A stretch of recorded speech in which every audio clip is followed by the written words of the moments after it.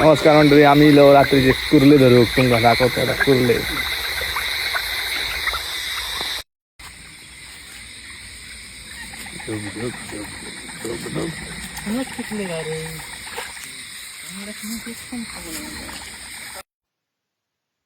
आमका एक कुर्ली इसत दिसली मोठी काळी पातळी.